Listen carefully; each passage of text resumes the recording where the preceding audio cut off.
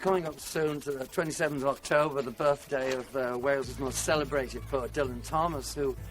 grew up in 5 Cwmdonkin Drive in the uplands in Swansea. And behind his house was Cwmdonkin Park, where he described it as his bushy red Indian hiding park. With him and his friends, they would play there, and in parks have all this sort of resonance, but again to do with childhood in the same way beaches do and coastlines. And there used to be this figure there, this rather sad guy that was in the park, and used to get taunted a little bit. And so Dylan's written this poem largely about him,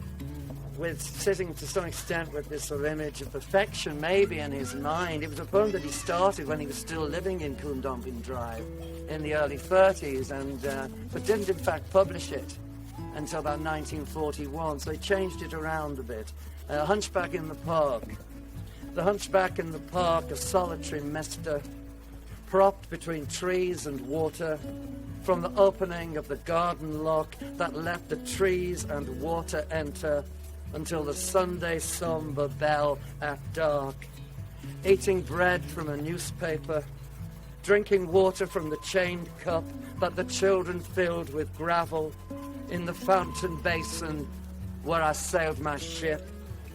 slept at night in a dog kennel, but nobody chained him up. Like the park birds, he came early.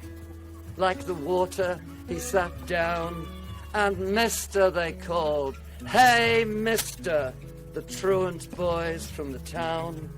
running when he heard them clearly, on, out of sound, past lake and rockery, laughing when he shook his paper, hunchbacked in mockery, through the loud zoo of the willow groves, dodging the park's keeper with his stick that picked up leaves, and the old dog sleeper, alone between nurses and swans, while the boys among willows made the tigers jump out of their eyes to roar on the rockery stones, and the groves were blue with sailors, made all day